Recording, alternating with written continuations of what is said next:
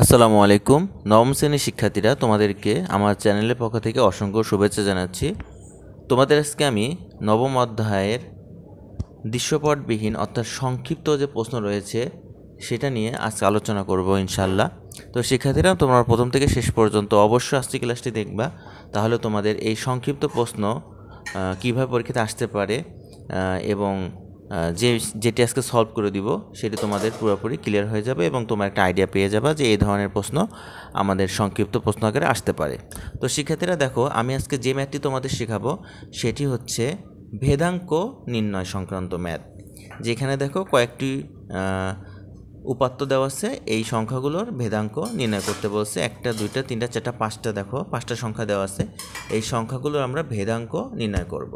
তো এই সংখ্যাগুলোর ভেদাঙ্ক নির্ণয় করার পদ্ধতিটা হচ্ছে, প্রথমে আগে আমাদের সামেশন xi, অর্থাৎ এগুলোকে আমরা xi ধরে নিব এবং আমরা সামেশন মানে কি এই সবগুলো সংখ্যার আমরা যোগ করব।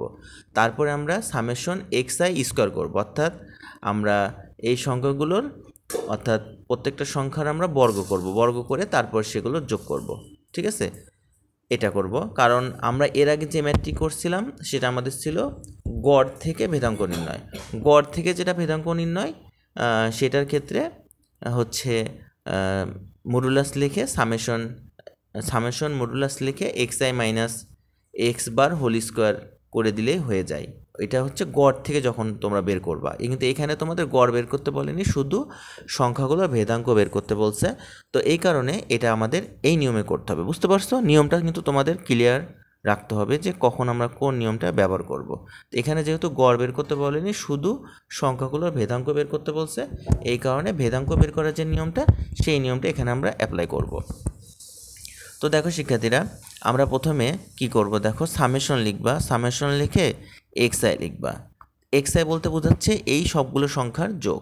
তাহলে এখানে আমরা যোগ করব। দেখো সামেশন xi লিখে এই যে 14, তারপরে কত আছে 18, তারপরে দেখো 12, তারপরে হচ্ছে 15, তারপরে দেখো আছে হচ্ছে 16। তো এগুলো সব আমরা যোগ করব।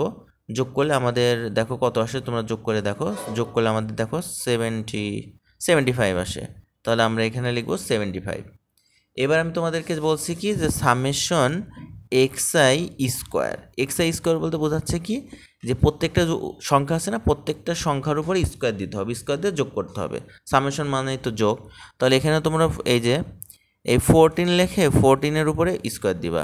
তারপরে দেখো 18 লিখে 18-এর উপরে স্কোয়ার দিবা। তারপরে দেখো 12 লিখে 12-এর উপর স্কোয়ার দিবা।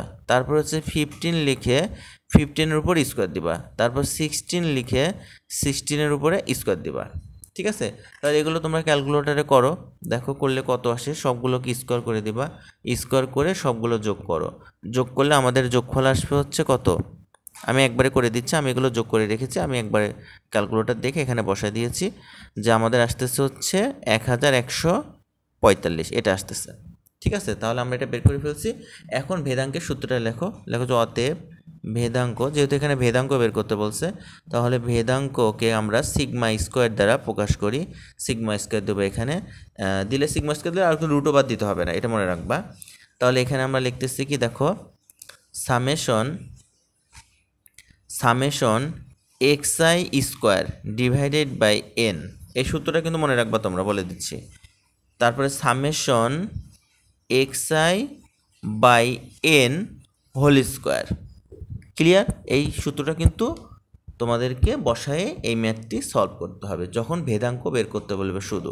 আর এটা কিন্তু দেখো অশ্রেণী বিন্যস্তর ক্ষেত্রে, এটা মনে রাখবা, এটা অশ্রেণী বিন্যস্তর ক্ষেত্রে এই সূত্রটা আমরা এখানে অ্যাপ্লাই করব। তো এবার সামেশন xi স্কোয়ারের মান আমরা কত বের করে রাখছি বলো তো শিক্ষার্থীরা? আমরা এটা বের করে রাখছি, দেখো এই যে 1145 বের করে রাখছি। আর আমাদের n এর মান কত হবে?